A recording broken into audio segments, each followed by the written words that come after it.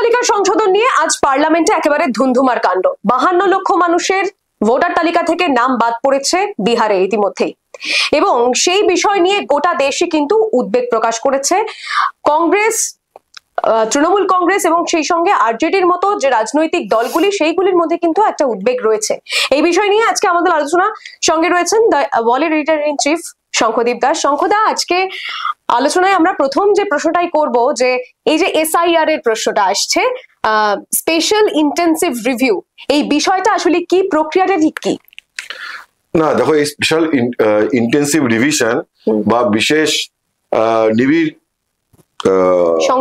সংশোধন, তো এই ব্যাপারটা হচ্ছে যে ইলেকশন কমিশন বলেছে যে লাস্ট স্পেশাল ইন্টেন্সিভ রিভিশন হয়েছিল 2003 সাল, অর্থাৎ গত 22 বছর ধরে ভোটার তালিকায় যে একটা ইন্টেন্সিভ রিভিশন হয়নি, নিবিড় সংশোধনের যে প্রক্রিয়া, সেটা গত 22 বছর ধরে হয়নি গোটা দেশে। তো সময়ান্তরে যে ভোটার তালিকার তো একটা নিবিড় সংশোধন প্রয়োজন, সেইটা ইলেকশন কমিশন ইনিশিয়েট করেছে। এখন যেহেতু বিহারে নভেম্বর মাসে ভোট আছে, সবার আগে বিহার দিয়ে শুরু হয়েছে, গোটা দেশে একসাথে না শুরু করে, এবং ইলেকশন কমিশন ইন্ডিকেট করেছে যে এরপরে 2026 সালের গোড়ায় ওয়েস্ট বেঙ্গল, কেরালা, তামিলনাড়ু, আসাম, এই রাজ্যগুলোতেও ভোট রয়েছে, একসঙ্গে বিধানসভা ভোট হবে। সুতরাং এই রাজ্যগুলোতেও আস্তে আস্তে একইভাবে প্রক্রিয়াটা শুরু হবে, এসআইআর শুরু হবে। এসআইআর মানে স্পেশাল ইন্টেন্সিভ রিভিশন, এটা শুরু হবে। তাতে ইলেকশন কমিশন কি বলেছে, যে 2003 সালের 1 জানুয়ারি পর্যন্ত যাদের নাম ভোটার তালিকায় ততদিনে ছিল, ঠিক আছে, তাদের আর কোনো ডকুমেন্টেশন ফার্দার দিতে হবে না।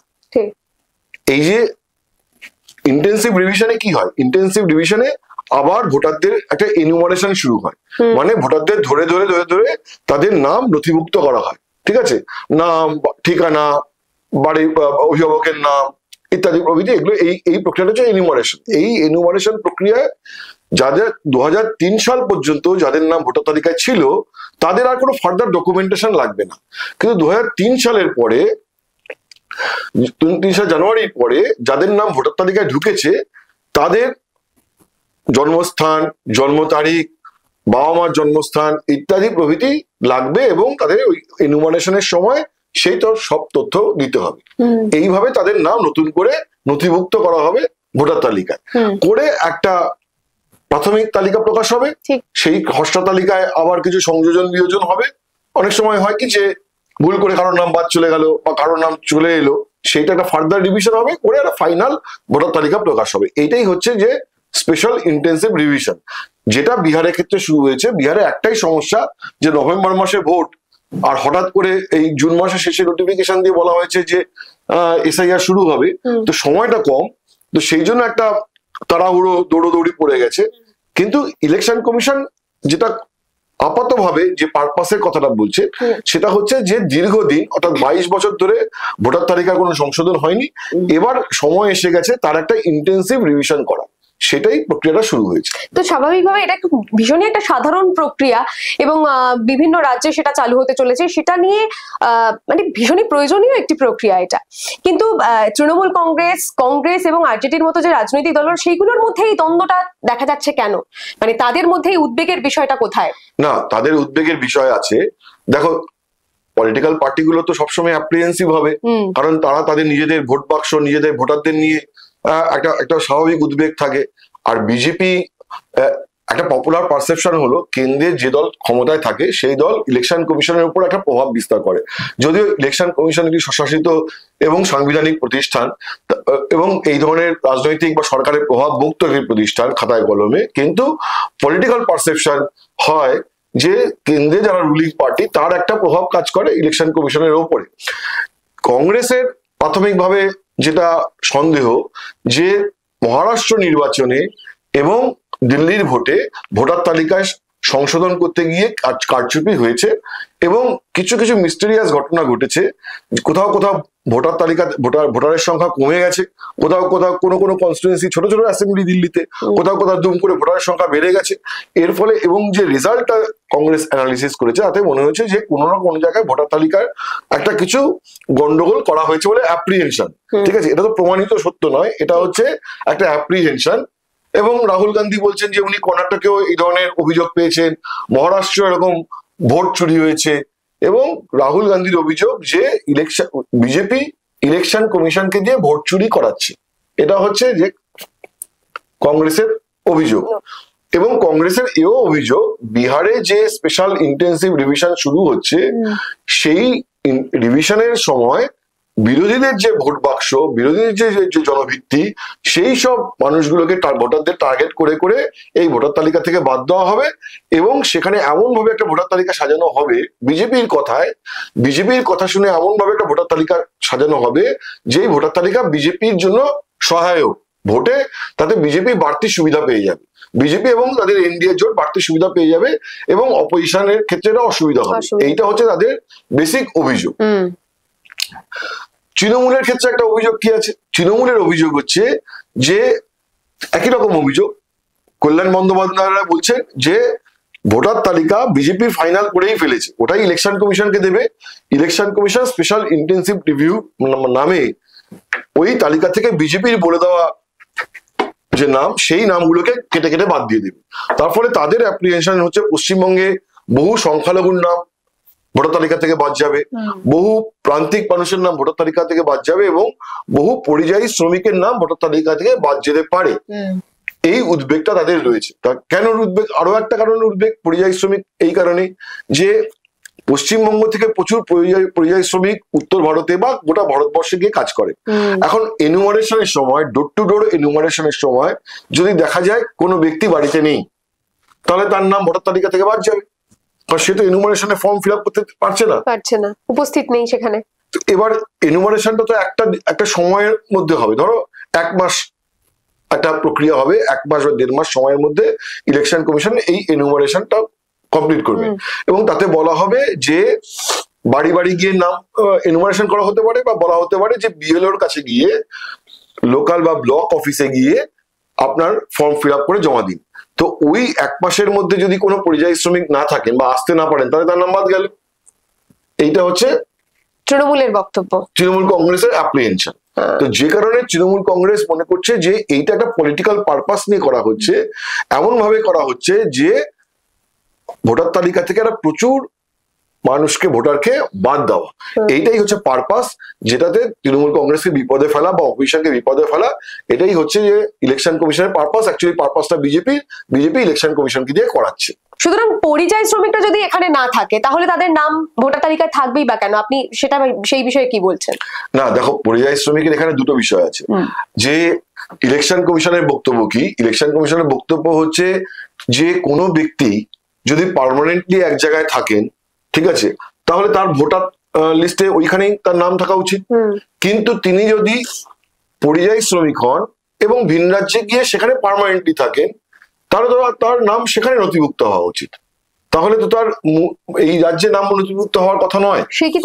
এবার পশ্চিমবঙ্গের সমস্যা হলো, পশ্চিমবঙ্গে পরিযায়ী শ্রমিকরা অনেকেই সিজনাল পরিযায়ী শ্রমিক। মানে ধরো তোমার 3 মাস গিয়ে উত্তর ভারতে কোথাও, ধরো নয়ডায় গিয়ে কনস্ট্রাকশন ইন্ডাস্ট্রিতে কাজ করছেন, বাড়ি গাঁথনি কাজ করছেন, আবার যখন বর্ষা সেই সময়টা চলে আসছেন, সেই 3 মাস হচ্ছে চাষবাস করছেন। তো ফলে কন্টিনিউয়াসলি তিনি পরিযায়ী নন, ঠিক আছে, তিনি যাচ্ছেন আবার কাজ করে ফিরে আসছেন। কিন্তু যখন তারপরে তো তার এখানেও তো একটা ভোটার তালিকা নাম থাকার। 2 হচ্ছে যে কনস্ট্রাকশন ওয়ার্কার গিয়ে নয়ডায় বা দিল্লিতে বা উত্তরপ্রদেশে বা ব্যাঙ্গালোরে বা মহারাষ্ট্রে কাজ করছেন, তিনি তো ওখানে ফ্যামিলি নিয়ে পার্মানেন্টলি থাকছেন না। তিনি যাচ্ছেন ওখানে গিয়ে কনস্ট্রাকশন সাইটে কাজ করছেন, ওখানে গিয়ে ঝুঁকড়িতে থাকছেন, ফলে ওখানেও তার তো ভোটার কার্ড হচ্ছে না, তার ফলে ওখানেও তার ভোটার কার্ড নেই, এখান থেকেও তার ভোটার কার্ড থেকে নাম চলে গেল। তো এইটা তার অ্যানোমালি তৈরি হলো। এইটা হচ্ছে তৃণমূলের কনসার্ন, যে এখানে যে পরিযায়ী শ্রমিক, সেই পরিযায়ী শ্রমিক তো পার্মানেন্টলি অন্য স্টেটে গিয়ে বসবাস করছে না। মানে ধরো পরিযায়ী শ্রমিকের ক্লাসিফিকেশন আছে। পশ্চিমবঙ্গের একটি পরিযায়ী শ্রমিক ব্যাঙ্গালোরে গিয়ে একটা মাছের দোকান দিয়েছে, যেখানে উনি সকালবেলা রোজ সকালে মাছের দোকান দিয়ে বসেন এবং মাছ কাটেন। তাহলে তিনি সারা বছরই ব্যাঙ্গালোরে থাকছেন, তিনি আর কলকাতা বছরে একবার পশ্চিমবঙ্গে আসছেন, তার হয়তো ওখানে হয়তো ভোটার কার্ড হয়ে যাওয়াটা সম্ভবত। কিন্তু যিনি 3 মাসের জন্য কাজ করতে যাচ্ছেন আবার ফিরে আসছেন, তাহলে তো তার পশ্চিমবঙ্গে তার তো একটা ভোটার, একটা পরিচয়পত্র একটা থাকা উচিত। সেইটাই তৃণমূল কংগ্রেস বলছে, এবং সেই সঙ্গে আরো বলছে যে এটার ভেতরে পলিটিক্যাল ডিজাইন আছে, যে শুধু পরিযায়ী শ্রমিক নয়, সংখ্যালঘু ভোট, সংখ্যালঘু জনগোষ্ঠী তাদের একটা বিপুল অংশকে বাদ দেওয়া, তার ডিজাইন নিয়েই এই এসআইআরটা হচ্ছে বলে তৃণমূল অ্যাপ্রিহেন্ড করছে। শঙ্খদা, ইলেকশন কমিশনও বিষয়টাকে কিন্তু আরো জটিল করে তুলছে বলে কি মনে হচ্ছে না? কারণ আধার কার্ড, রেশন কার্ড এই দুটোকেও বলছে যে পরিচয়পত্রের নথি নয়। না, তার কারণ হচ্ছে দেখো, আধার কার্ডের তলায় তো লেখাই থাকে যে এটা আপনার কোনো জন্মদিন, জন্ম তারিখ বা আপনার কোনো নাগরিকত্বের পরিচয় নয়, এটা তো পরিষ্কার লেখা থাকে। রেশন কার্ডও তাই নয়। ইলেকশন কমিশন বলছে যে পরিচয়পত্র হচ্ছে যে তার বার্থ সার্টিফিকেট, তার ওখানকার ওই যে কাস্ট সার্টিফিকেট, তার হচ্ছে জমির দলিল, এই সবগুলোকে ইলেকশন কমিশন ধরছে। কারণ ভোটার কার্ড তো তুমি বা আধার কার্ড তো তুমি অন্য স্টেটে গিয়েও তো আধার কার্ড করে ফেলতে পারো। আধার কার্ড তো তোমার ওই মানে আধার কার্ডটা তোমার নাগরিকত্বের পরিচয় নয়। এইখানে একটা কনফিউশন তৈরি হবে, কারণ সাধারণ মানুষের মধ্যে, গ্রামের মানুষের মধ্যে, প্রান্তিক মানুষের মধ্যে অনেকে ধারণাই নেই। অনেকের কাছে মনে হয় যে আধার কার্ডটা আছে মানে এটাই আমার সিটিজেনশিপ, এটাই আমার নাগরিকত্বের পরিচয়, এটাই আমার আইডেন্টিটি, এটাই সব। তার ফলে ইলেকশন কমিশনের একটা রেসপন্সিবিলিটি থাকবে মানুষকে বোঝানোর যে কি কি অ্যাকচুয়ালি দিতে হবে এবং কোন কোন ডকুমেন্টের ভিত্তিতে তাকে এনুমারেশন লিস্টে বা তার এনুমারেশনটা হবে, এটাও ইলেকশন কমিশনকে বোঝাতে হবে। কিন্তু আমি বলছি, ওয়েস্ট বেঙ্গলে কি এই প্রক্রিয়াটা করাটা এত বেশি সহজ হবে? তার কারণ ওয়েস্ট বেঙ্গলে যারা সরকারি শাসক দলে রয়েছে তারা তো বিষয়টার বিরুদ্ধে। তাহলে সরকারি কর্মীদের দিয়ে এই সব প্রক্রিয়াটা সম্পন্ন করা কতটা সহজ বা কঠিন হতে পারে? দেখো, সেটা একটা রিয়েল চ্যালেঞ্জ।